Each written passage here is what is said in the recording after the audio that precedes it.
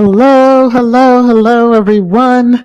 Welcome to this quick little segment that I wanted to do. I'd probably do this on Sundays through the remainder of the Gilded Age season 3. And I'm a big fan of the show. I mentioned it yesterday during Sussex Saturday and figured I would just come live just to be able to, with other fans, be able to talk about the 5 episodes that have occurred and just kind of go through all that we've discussed over that particular time. So let me just say hello to if Rosanna, if you're still in the clouds or here in the chat, hello, Lorna, hello. No, thank you for being here. I know it's Sunday evening for you over in South Africa. I appreciate you even popping in and dropping a comment. And you just said, God bless, protect the Sussex family and your families. Yes, from all wickedness. Hey, Mina, how are you? Hi, everyone. I'll watch this later when I get a chance to see the show. Yes. So once you get through the episodes up to episode 5, so no spoilers. Tonight, episode 6 airs 9 p.m. Eastern Time. I am looking forward to it. So let me get into all of that stuff. Hey, Martin, how are you? I'm watching yesterday's replay. I love the Gilded Age, but I haven't seen episodes from season 3. Don't want any spoil. Okay, so we'll then drop off.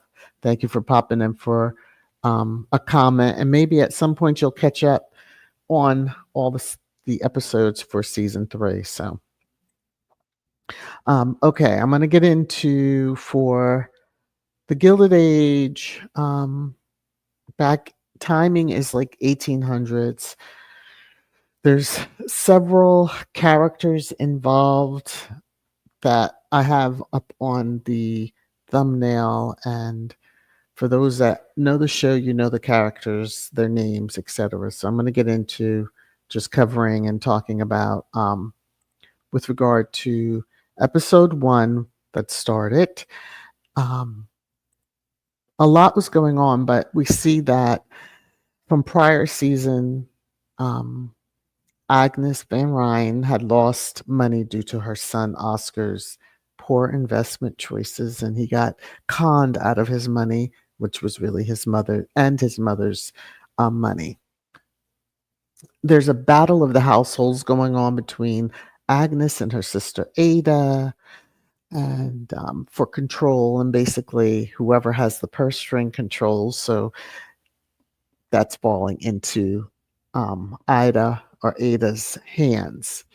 Ada's taken up this cause in honor of her late husband, who was a priest, which is, they call it temperance, basically no alcohol. You take a pledge that you won't drink, you won't buy, you won't encourage others to do, to buy any, and you'll encourage them to remain, basically without dry, as we would call it. Some of us would call it. So the episode is just a lot. It gives a lot of information.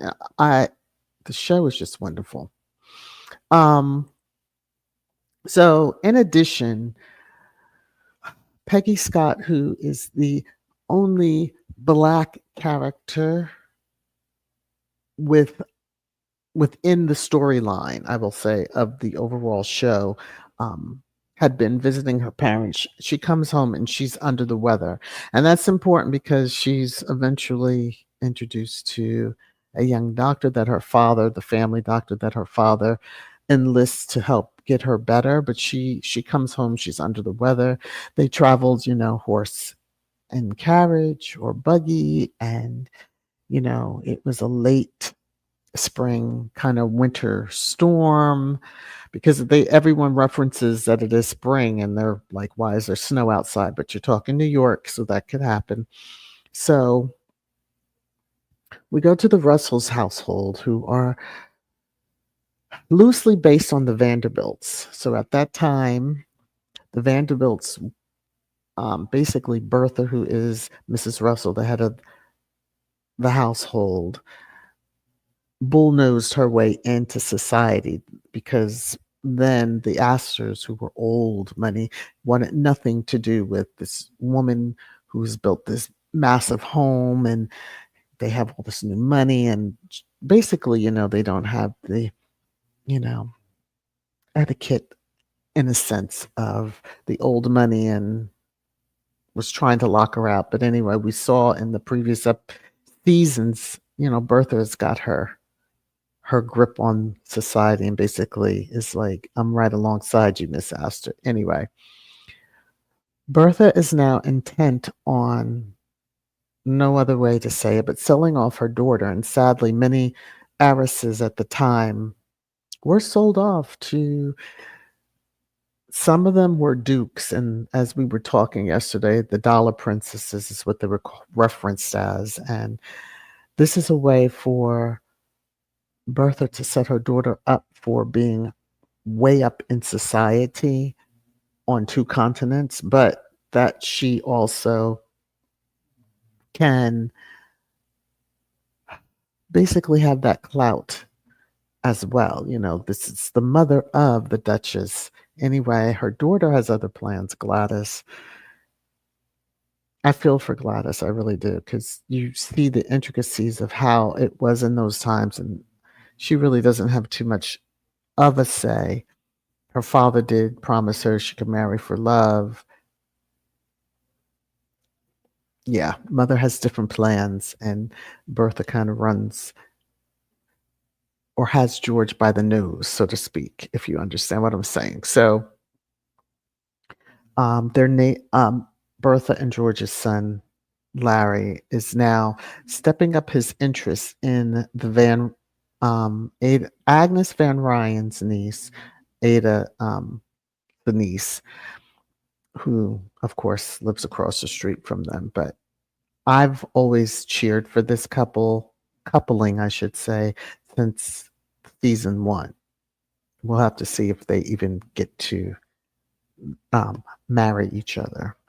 Um, Charles Fane, who is the husband to Aurora Fane, the niece of Agnes and Ada,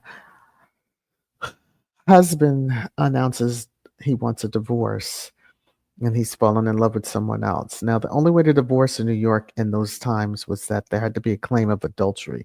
Can you imagine if that was happening in these days and times? And that the wife would have to claim that, but that because the husband would, since, Aurora is not cheating on her husband, the husband can't claim that. But she will become an exile from society. It really blows my mind that that's how women were treated. It's so interesting to see, aside from the storylines, just how society moved and acted. You would think that if the man, well, nowadays it's somewhat that way, but if the man is the one that's cheating and, causes the downfall of the marriage, we saw one very public one that is now occurring as a result of someone attending a Coldplay concert. Anyway, it's just very interesting to see the ins and outs of how society works. Oscar Van Ryan, because of his bad business decisions and being conned out of his money, really has it's just being around the home. That's not something that he was doing. He had his own place, and we know that Oscar got into things.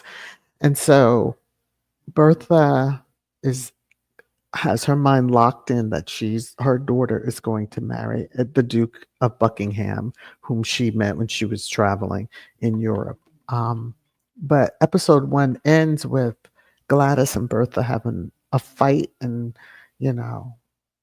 Bertha basically telling her, I'm setting you up for having a wonderful life and being able to,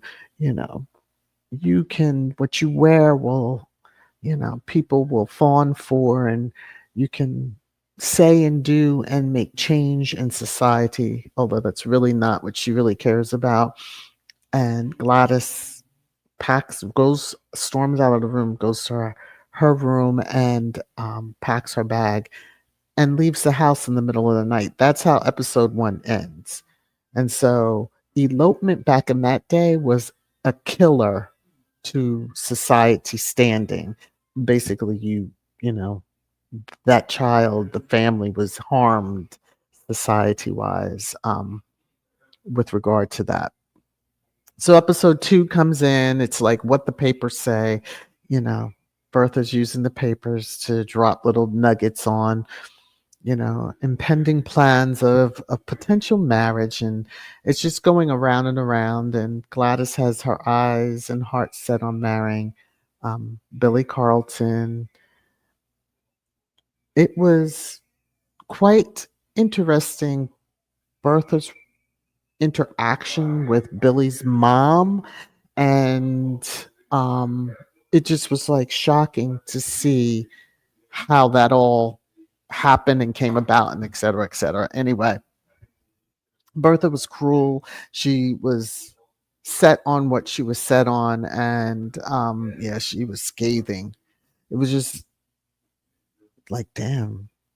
My understanding, doing some research, is that in that the Vanderbilts, um, that the Russells are loosely based on, Mrs. Vanderbilt at the time told the gentleman who her daughter was in love with, Consuela Vanderbilt, that she would off him if he got in the way of her plans of her daughter marrying the Duke. And I forgot, of Marlborough, I think is who Consuela Vanderbilt married. So it is like crazy, crazy, crazy interesting to see how she just full steam ahead and didn't care who, what, and where was happy or not. So um, Peggy's Peggy Scott, who I mentioned, her health continued to decline.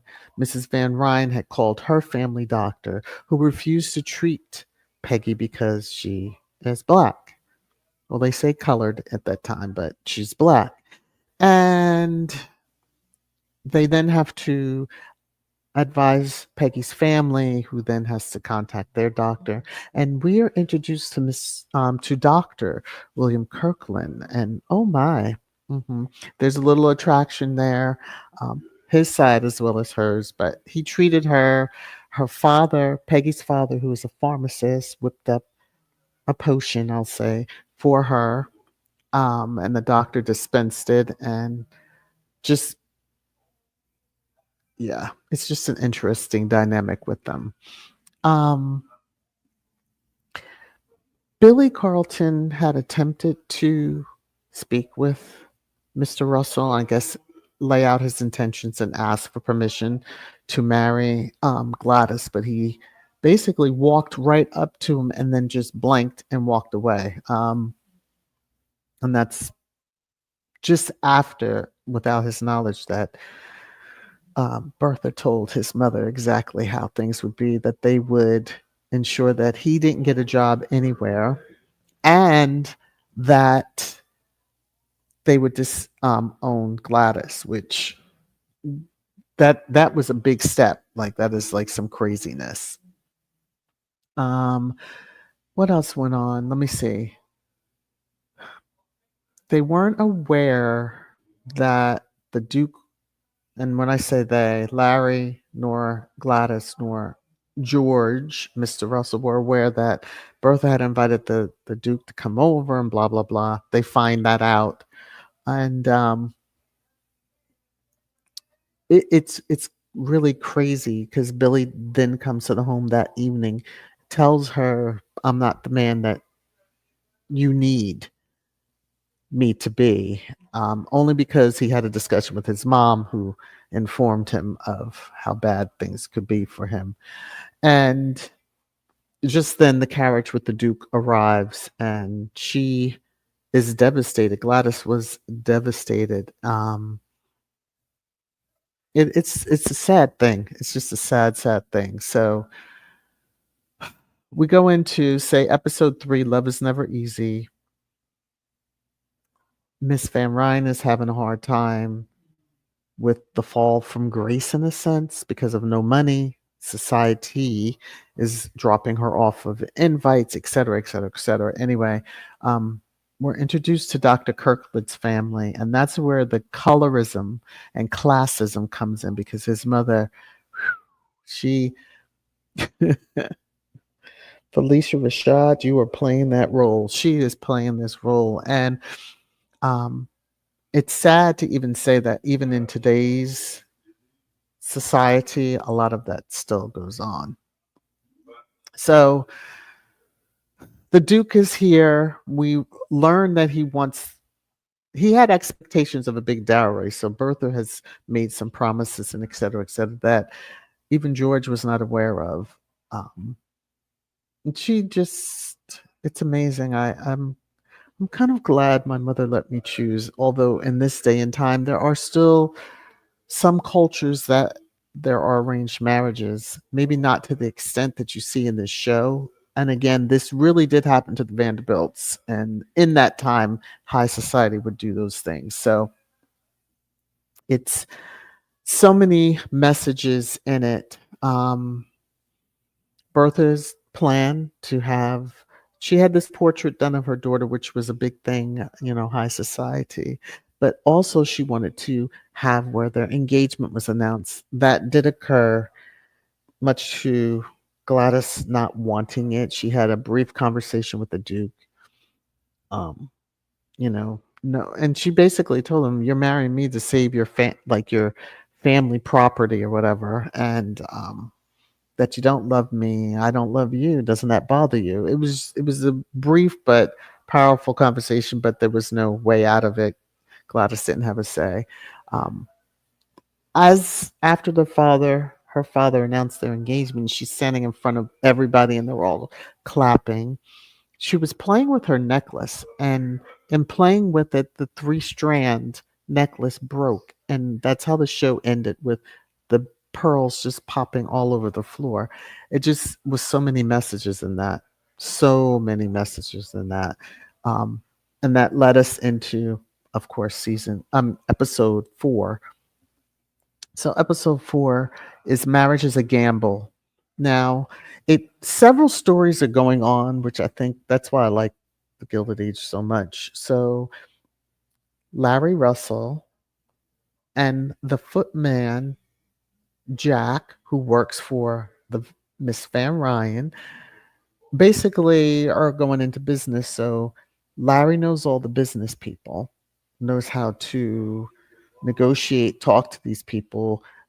Jack created a clock that didn't need all the oil and all the little messier side of things. It ran on its own and it did what it had to do. You could set an alarm type thing. And Larry worked with him, became partner with him, and they were taking it to get investors so that they could have more produced.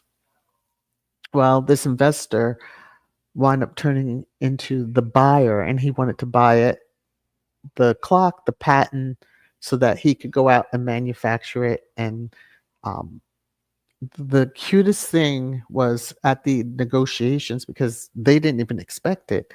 The numbers mentioned were like, well, we want to offer 300. Larry just gave an eye flinch, and they said, well, we can go 400, but we can't go more than that. Larry says, well, we expected 6. And after a brief pause, the gentleman, the buyer, says, you've got yourself a deal, $600,000. And at that, Jack is like, what? It was the funniest moment because he wasn't aware what the amount was. He's just hearing 3, 4. His eyes were getting big.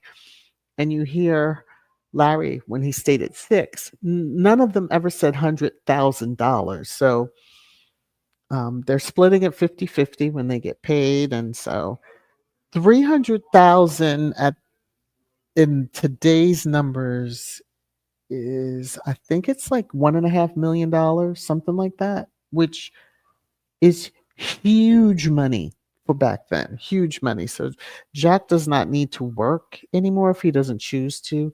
He has stated that he wanted to because it it was a powerful line that that is the only home and that he has ever had, and a roof over his head and etc. You know the 1800s, so you know the times were rough. Gladys had not been down for days. This was the episode that the wedding was occurring in, so they were like leapfrogging ahead, just in how everybody was talking. And unbeknownst to Bertha, Larry and Gladys invited their aunt, Bertha's sister Monica, to the wedding, who accepted, and she showed up. And you could just, yeah, this woman, talk about an A type personality to the umph degree. But anyway, that was Gladys and Larry's way of kind of, we got you, mom. You forced us to this, we got you back. So my heart broke for Gladys as she walked down the aisle, as she said her vows, but more importantly for the wedding night. So, I mean, the Duke was nice in how he handled it, but still, it was, she doesn't know you. She's had one conversation with you, and you expect, anyway, that was how they ended the show. Um, was tasteful. I'll just say it that way. But I felt it was like a little niece, your younger niece or something, like, "Oh my goodness, you know, you poor thing," but life does go on, right? So we're at episode 5. Gladys and the Duke arrive in England. His property is vast, it's beautiful, all that stuff, and, um, of course, it's a castle. It is a castle, Sidmouth Castle, and being that it's old because they've had it since the 1600s, we're talking the 1800s.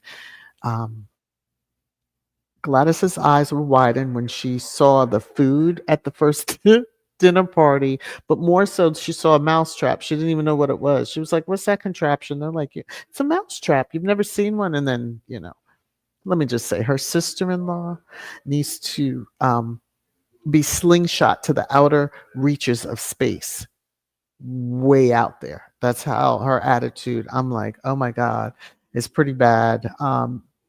Fired Gladys's maid, which was supposed to stay on until she trained someone to take over the duties, and then her maid would then come back into New York. With that, Gladys sent a telegram home. What she stated sent her father completely enraged. He was so upset. Um, in that, when the end of the episode, he basically tells Bertha, like, you know, she's like, "I'll go over, I'll fix it." And he's like, "Don't expect me to be here when you get back." That's how episode 5 ended. And it left Bertha with her mouth open. It was a glorious moment, but it's kind of scary. Oh, Larry proposed to Marion. And so finally, most of us were cheering, that are fans that have watched from season 1. Again, that was a coupling that I had hoped would happen. We're at one stage. Let's hope it happens again. So I do have a question for those that do watch it. Do you think the fact that Larry didn't mention that he and the guys are going to the Haymarket, I guess you don't, I guess it's more like it's like a strip club, but on another level. Like there's entertainment for all. Let's just say that. They had women boxing. It was the wildest thing. They're drinking, partying, but that's what the upper class does. And Larry kind of explains to Jack, who's hanging out with them, because it was like a bachelor night out. One of Larry's roommate from college was getting married, and so that was their thing. They went to dinner and then they went to the Haymarket. Larry did not mention the Haymarket to Marion, but she eventually finds out. Anyway, um, I'm looking forward to Episode 6. I can't wait to see what might unfold. This season has been truly mwah, chef's kiss because, yeah, it's been action, emotional throughout, and so we'll just have to see. They show like just a preview. You see Peggy crying. I don't know if her and Dr. Kirtland, let me see, his mother is a trip, but she at some point will have to reveal her past, you know, marriage, etc. So we'll just have to see, and we know how that is looked down upon back in those times. Anyway, this was just a quick chit chat. I see. Let me see. Rosanna, good to see you again. A lot of people in the clouds. Hopefully, you'll drop down and leave a message. Um, but I am just about at my mark. I don't know if anybody. Please be sure to hit the thumbs up to this. I look forward to chatting with everybody, truly the squatties, that loop back around and are able to watch season 3 and get caught up. And then we can really dive deep. But I do hope that you all have a wonderful, wonderful rest of your Sunday. And we'll be talking soon. All right. Take care.